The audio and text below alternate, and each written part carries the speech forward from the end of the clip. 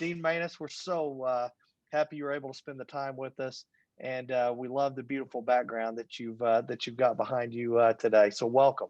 Well, thank you, Jeff, and I appreciate you and Kristen taking out the time to just join us on this program. And I think the fact that we're reaching out in a virtual environment, I'm like you. I'm glad when we won't have to define the kind of environment that we're in, but it's a way that we're able to stay connected, and that's important. And to have volunteers like the two of you working with us on this is super, and we appreciate that. Well, it's a privilege for us because it's something all of us on the line are passionate about. So one of the most, well, listen, how important the university and all that the university means to us. So we're glad to be here. Well, tell us a little bit about how you got started with Baylor. How did you were a student there? How'd you get there? Where are you from? And what led you to Baylor? Well, and I appreciate that. And I appreciate the opportunity just to really reflect.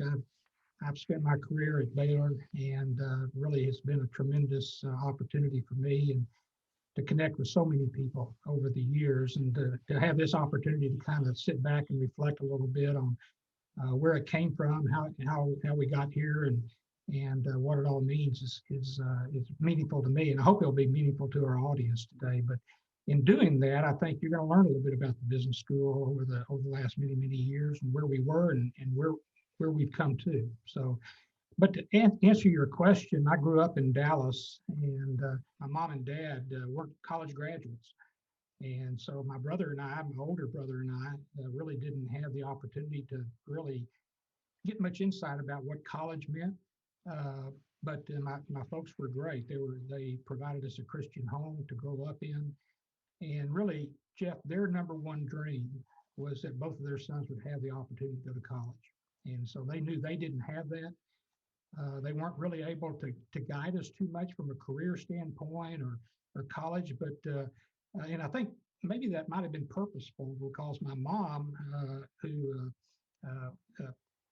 really was a church secretary at our local kind of neighborhood Baptist church, her dream was not only for us to go to college, but to go to Baylor.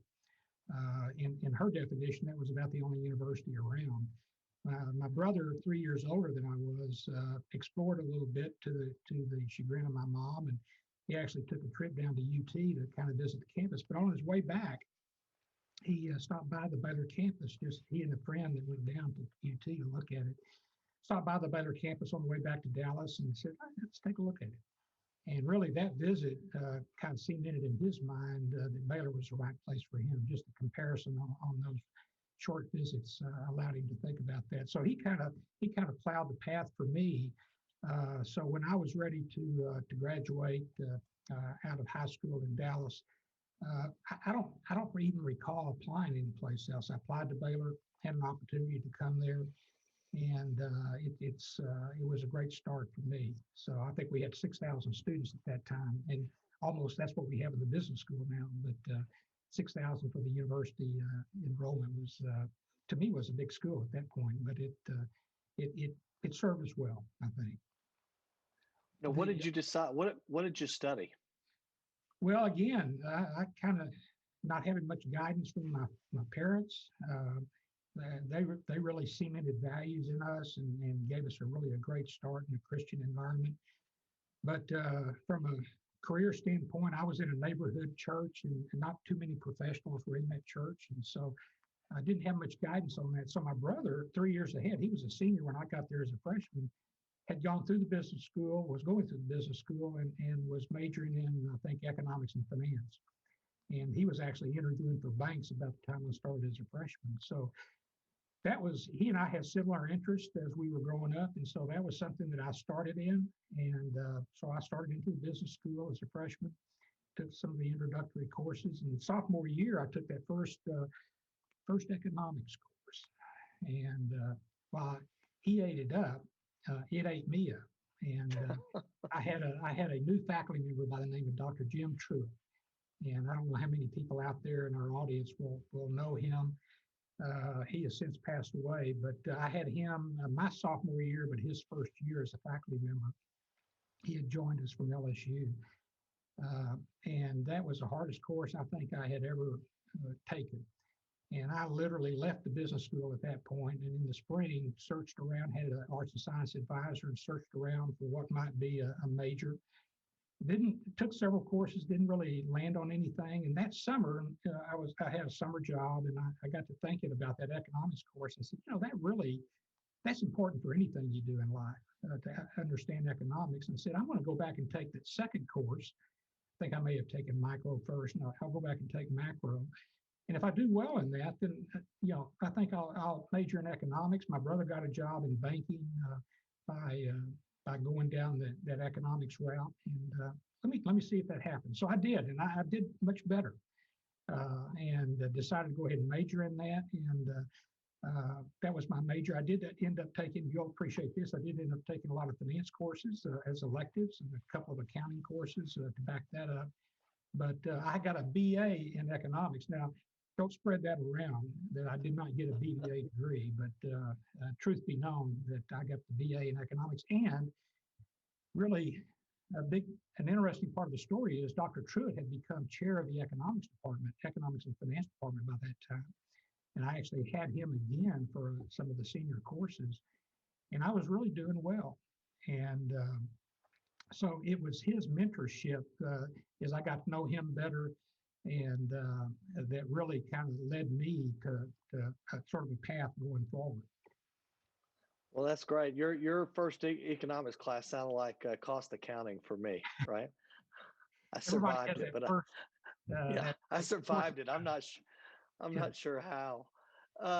So one big question, you mentioned finance. The big question we've got in the audience today, is it finance or finance? That's what I want to know. Well, if it's, I guess if it's less than $1,000, it's finance, and if it's more than that, it's finance, I guess, or something like that. Yes, we always said if it's not your major, it's finance, and if it's your major, it's finance. That's what we always said. You have this, you kind of get there. You didn't really. It wasn't like you graduated high school and said, "Hey, I'm going to go get a BA in economics."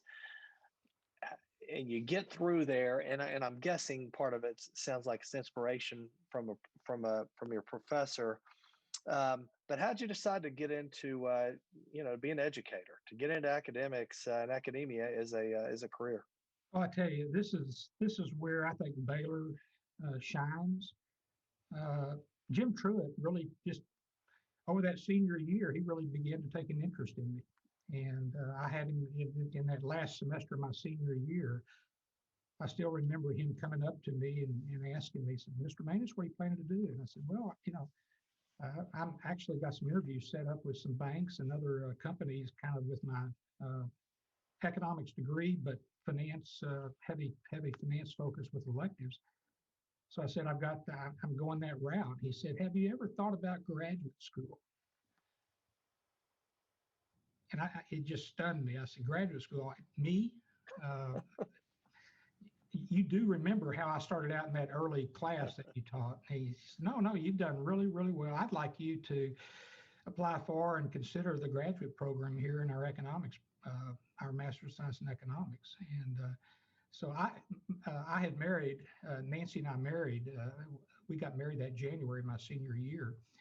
And we were struggling really about how we were going to work this out logistically with me graduating, but her a year behind me.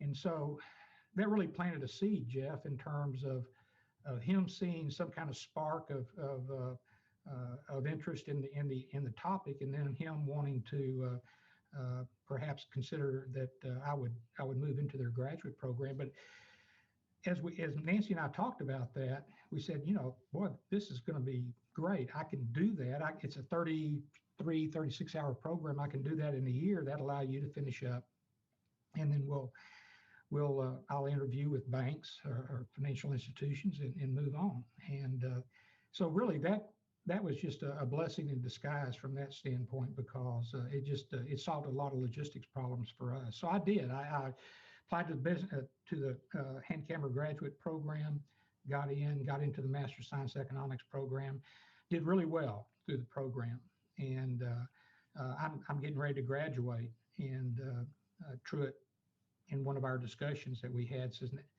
"Mr. Maness, what do you plan to do now?" Dr. Truitt, got a master's of science in economics. I really enjoy the program. I'm looking forward to getting out and starting a career. He said, "Have you ever thought about an academic career?" And again, it's kind of like cold water splashing in your face. No, but this is the role of a mentor, and a role of a Baylor faculty member is to ask questions and pose opportunities to students, and as you get to know them. And Nancy and I talked about that, and he kind of added this opportunity. He said, "Why don't you stay for a year, 2 or 3, and teach as a lecturer? You've done extremely well. You can teach some of our survey economics courses or finance courses as a lecturer, and then decide if you would consider going the academic route for a job instead of going into the financial institution area." And so we prayed about that and thought about it quite a while, decided to take him up on it. And so we started teaching that year after I finished my master's, some of the introductory courses, and really enjoyed that. And Jeff, it was at that point, and it really as we're finishing up that first year, that I told Nancy, I said, this, and she was right with me, that this academic career thing, I think I really, in looking at it, getting to know the faculty as I was teaching, just looked like a great lifestyle, great opportunity, and really fit what was interesting me at that time. And so talked with Truitt. He had planned on me staying there for a couple of years maybe, but he said, "No, go ahead. If you can get into a program, why don't you go ahead and apply?" So we did that spring semester. We applied to some programs, and you mentioned it, a Hoosier. One of the programs that I got accepted into was Indiana up in Bloomington. I didn't know it, but Bobby Knight had also started there. He started coaching there a couple of years earlier than that. I was more interested in football at that time. But we applied and went up to IU to interview, and that really started me down that academic career path, and never would have thought about that. Don't know what I'd be doing today if it wasn't for Jim Truitt. But he kind of set the path, and it's kind of like I don't want to put it this passively, but it's almost like what doors opened up. Just doors kept opening up. The economics major, the graduate program, teaching. It just one door after the other one kind of opened up, and I think that's the role the mentor really played for me at that point. Well, that's great. How did you get from Indiana back to Waco? No. Had I mentioned Jim Truitt to you? Yeah. Jim stayed in touch with me during that time, and we talked even before leaving about the possibility of coming back, but he purposely stayed in touch with me as I went through the IU program. And I finished in 3 years up there, but stayed a 4th year on the visiting position because of just some connections that I had up there. And they invited me to stay an extra year, sort of a visitor. But I worked it out with Jim, and I did do some interviewing at other schools, just to concretely know that if Baylor was the right place. But Baylor had offered me a position, and I quickly accepted, having tested the waters a little bit to see what other opportunities look like. And there's really no place like Baylor. And so I came back, starting on that assistant professor track. And by that time, I had focused more on finance. And so my doctoral degree was in finance. And so I came in as assistant professor in finance in the summer of '77 at that time. Wow. That's great. What a legacy. So you've seen a few changes, and obviously, some huge changes as dean. Talk a little bit about that. I mean, from '77, I mean, we've had, I'm trying to think, Judge McCall would have been there, Dr. Reynolds would have been there. You've got all the different pressures, society pressures and trends, not to mention, going from what was really a service, missions, teaching, university into, where business school has become a bigger piece. So talk a little bit about the journey and the changes and the craziness and excitement you've seen. both of those, excitement and crazy, to say the least. I tell you, it's interesting. When I started as a faculty member in '77, Richard Scott had just started as dean. He was on the faculty. He was actually associate dean for graduate programs, and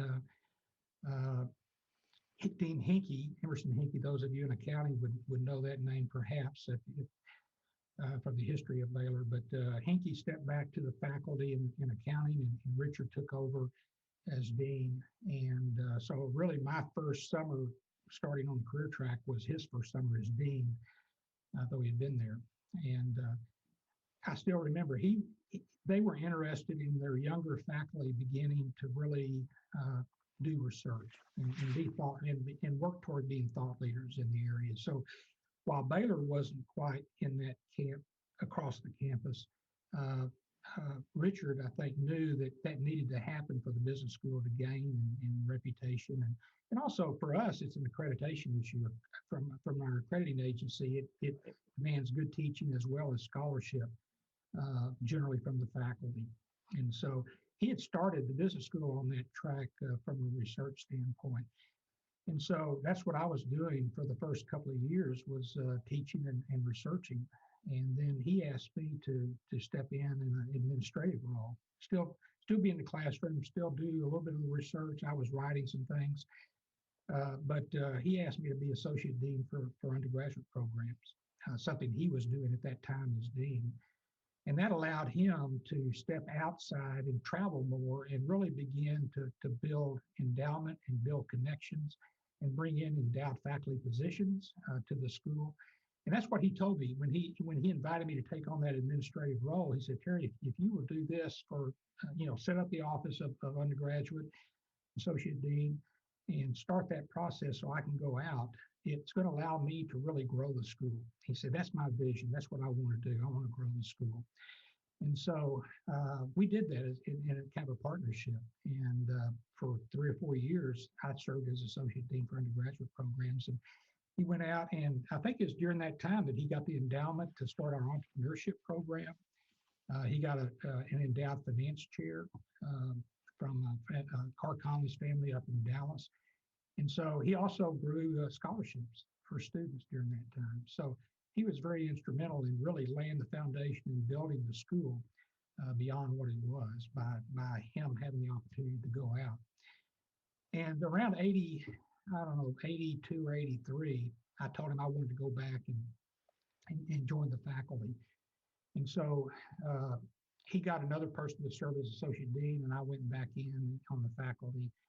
And as we kept growing because of his efforts, the business school was growing, Baylor was growing, he began to reorganize the departments. And there was, as I mentioned earlier, finance and economics was one department. That had grown to be such a large department that he broke out and had Jim Truitt chair the economics department, and he invited me to chair the finance department. So I went back into university administration, if you will, academic administration as a department chair. Still had a teaching role, still was doing some writing, but really had a leadership role in formulating the new Department of Finance, Insurance, and Real Estate.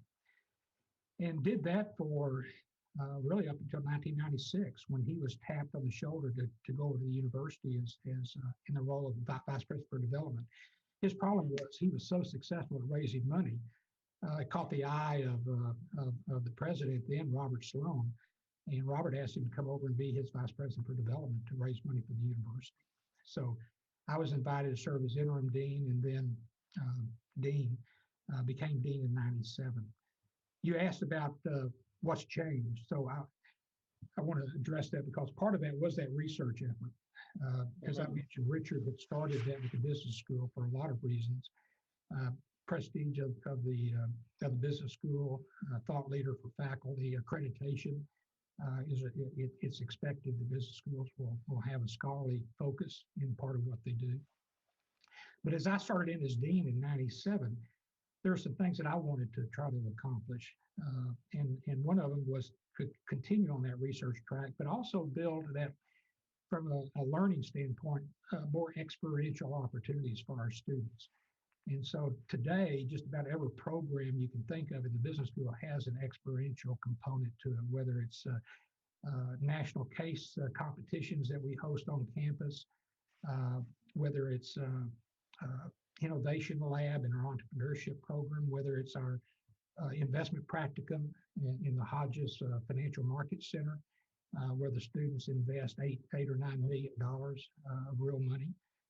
Those are just a few examples of some of the experiential opportunities that have grown along with the research and scholarship that our faculty do. So that's one thing. We also saw that it was becoming a very competitive market out there for our students. And our students need to be able to compete with the very, very best. And so we started ratcheting up the admission standards for the school. I think when I started as dean, you had to have a 2.0 to be in the business school, a minimum 2.0. Richard's philosophy, which I didn't really argue with, but and it sounded good at the time, was, if you're good enough to be in Baylor, you're good enough to be in the business school. Well, in today's market, you got to do better than that. You've got to be motivated to study hard. You got to be motivated to work. And so we slowly began to ratchet up the admission standards in the business school to give students something to shoot for, a hurdle that they had to work toward. And today, I think, today, as of about 3 or 4 years ago, you have to have a 3.0 to get to the business school. And I'm glad we did that because, companies that come to campus have a cutoff of 3.0 to even interview. And so I think we were well positioned in a timely way. The other thing that I want to say that's pertinent to this group that I'm talking to is in the early years of my deanship, I thought it was very important to have an alum outreach, some kind of alumni outreach. We didn't have an active alumni engagement activity. It was just really Richard at that time going out and visiting with alums. So we started, I think it was around 2002 or so, 2001, we started the Baylor Business Network. And Jeff, you were part of that and played some of our golf tournaments and everything. But it was something that we thought was important. And so we started these regular meetings that we had either, some of them were monthly, some of them were quarterly. But it was an opportunity not only for us to reach out to our alums, but for alums to come together and just come together in an activity and stay connected. And that organization now has become the Baylor Business Professional Group, which I'm glad to see it continue to evolve and be active in terms of the programming. So those are some of the things that I've seen over my career at Baylor and certainly during my tenure as dean that has really, I think, changed. And so what I'd like to do, if I could, I'd like to have about a 2-minute video play that really shows how the business school lives out its mission. And I think we'll update a lot of our viewers about some of the programming that's going on in the business school.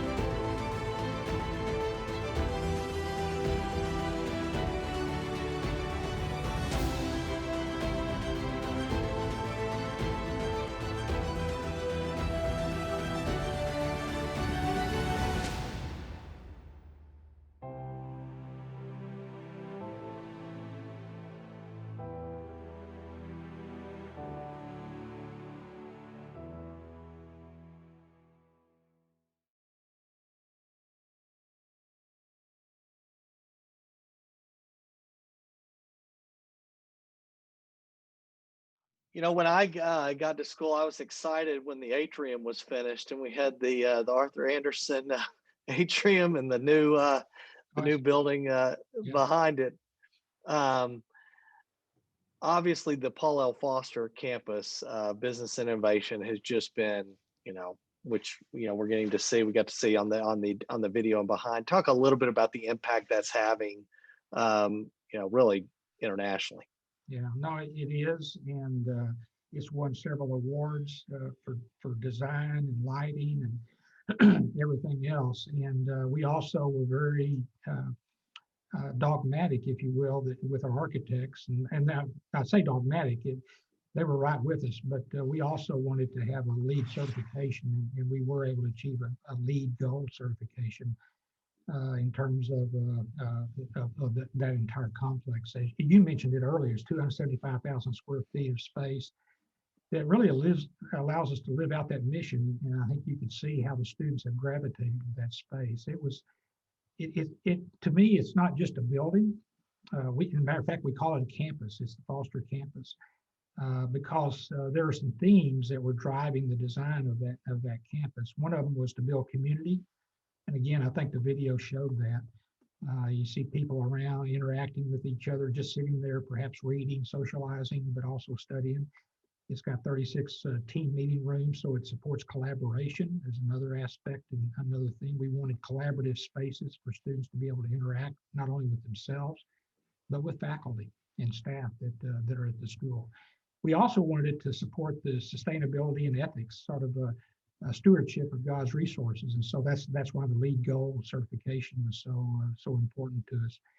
We wanted it to be technology sound, and so from day one, as the design was starting, I said let's design in technology. It's not an add-on; it's a part of the fabric of the new facility.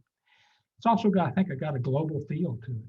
Looks like a global corporate environment, that business environment that you're in. And the technology allows us to bring in global leaders to talk about things, to have symposia, a conference. We have a conference center that allows us to host all kinds of events there in the Foster campus. And the last really theme that we had was alumni connection.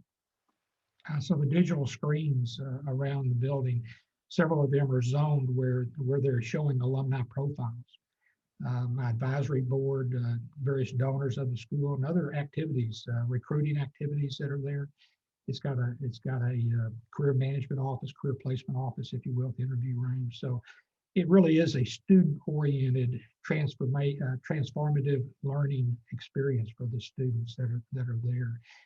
And we're just we've just completed our 5 years. We weren't able to have a 5-year celebration. Hopefully, maybe we can do that at some point before it gets too passe beyond that point. But we're into our 6th year of that facility, and it's been transformative. It really has. And I know this group saw aspects of the Foster campus, but I want this group to experience what I experienced for 18 months, seeing it from ground up. We've got a video that is kind of a time warp video of the construction of the Foster campus, and I think it will make you be appreciative of what it ended up. So, if I can, I'd like Tess to load up that video, and that'll be the last video of the program.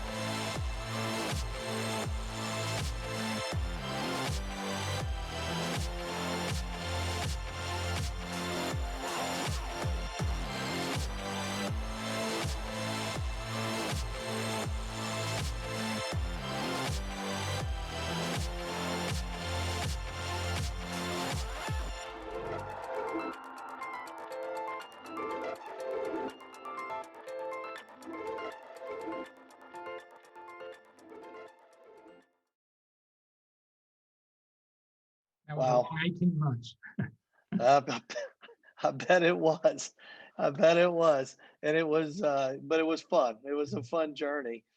Just as a reminder to everybody out there, are taking questions. We've already got one, which I'll bring up in just a second. But if you go to the bottom of your screen, for some of you, or if you're like me and you have an iPad, it's at the top of the screen where you just hit Q&A and type in the question, and we'll get to as many as we have time for. One of the questions that came in, Dr. Maness, is that where do we rank as the business school? How much effort is put in to that ranking? And just kind of walk us through that process a little bit. Yeah, I mean, there's not just one ranking, and I'll go through a few of them. Let's take the undergrad business program. The U.S. News is really the one ranking, one big ranking organization, U.S. News and World Report. And I think this most recent ranking that came out in the fall, we were 67 in the country. If I remember right, I think that's close to what we were. And it's an interesting ranking because it's purely 100% perceptional. And so there's no data you put in. They don't collect data. They just collect a survey of how do you rank this school of all the hundreds or thousands of business schools in the country or the world, really. How does this school rank? And so deans do that. We spend quite a bit of time through our communications and marketing effort. Our Baylor Business Review magazine going to all the deans. So we spend quite a bit of money and time in doing that. But it's a pure perceptional ranking. We have another program like our entrepreneurship program that this most recently was ranked number 5 in the country. It's a data collection effort. We submit quite a bit of data across the spectrum of kinds of areas that they collect data on, and do well on that. Accounting is highly rated. I think our 2 years ago, I don't know what it was last, we might have been number 2, but last 2 years ago, I think our students scored number 1 in the state of Texas on the state CPA pass rate. And so those are a couple of things. Our OMBA program online is getting to be such an important thing. We started an online MBA program 5 years ago, and I think most recently we were ranked, but depending on which service, there's 2 or 3 different ratings, but anywhere from 12 to 18. Depends on whether it's U.S. News or Poets and Quants, I think also rates online programs. So take your pick on that. No, that's great. Thank you. Talk a little bit about what you this year or 2020, let's say. So March. See, we're coming into February. You're starting to hear news about COVID-19, the virus, how contagious it is. It instead of innovating over time, there was no planning. There was planning, obviously, but it wasn't like it was a long-term planning committee. I mean, you had to operationalize what you were going to do quickly. Talk a little bit about that. Yeah. Well, it did, and my hat's off to the faculty because you left on spring break thinking, we'll come back and back to campus after, we announced during spring break not to come back to campus. And matter of fact, spring break ended up being 2 weeks to give faculty time to begin to pivot all their classes to online. Thank goodness in the business school, we had a number of faculty that had experience with that, and they were able to mentor and help. But we also have staff, instructional design staff for the online program that we already had. And so we had kind of a leg up on a lot of people, but we still had a lot of faculty to educate and train, if you will, over a very short period of time. So the faculty just dived right into it. And but it was a learning experience, to say the least. Summer was all online, and again, we had more time. Jeff, we conducted a lot of workshops, not only during that spring break time period, but also through the spring semester, and then even more during the summer to continue to let faculty learn new skills, new techniques of the online experience. Let me tell you one thing we learned out of this experience. Number one, every faculty member at Baylor now has some kind of online experience. If you talk to them, you'll typically hear the following said. I really want to get back to the face-to-face, but what I learned in the online training that I had is going to impact how I do a face-to-face class.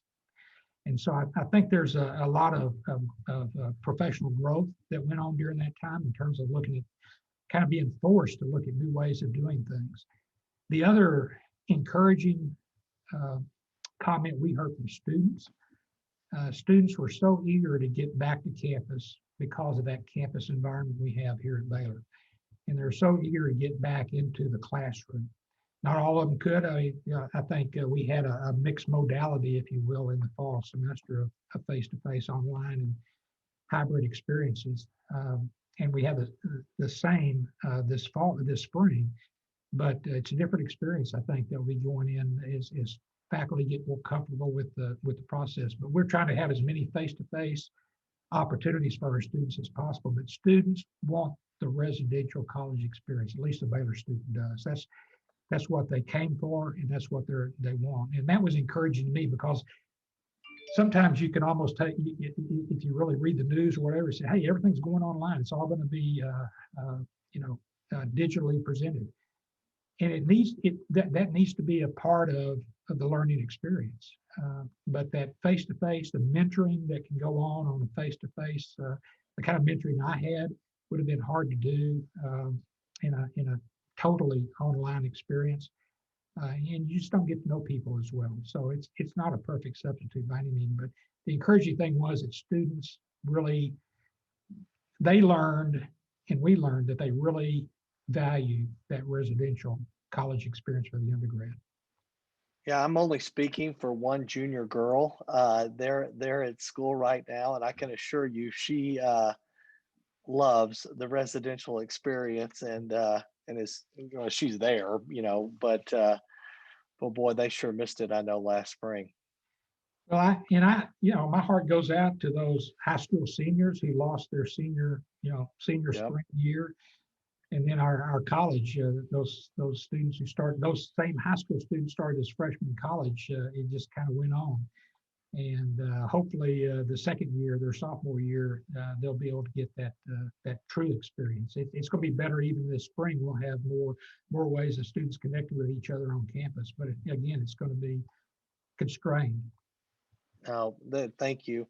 Well, listen, last call for any Q&A from the audience. But as you look into the future, do you anticipate new courses coming on, or any specialization in the next few years? One of our audience members asked. Yeah. Well, cybersecurity.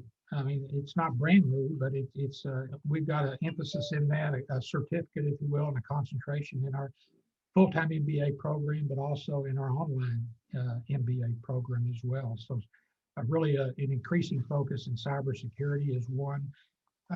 Global supply chain.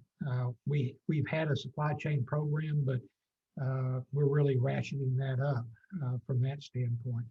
The entrepreneurship program continues to evolve, and we're very much into interacting with real companies, students starting real companies. And matter of fact, we have our Baylor Angel Network, where we have students interacting with entrepreneurs through the Baylor Angel Network. They actually interface with the entrepreneurs seeking funding from our Angel Network that we have. So I think you'll see those are some of the new things that are going on. I think you'll also see an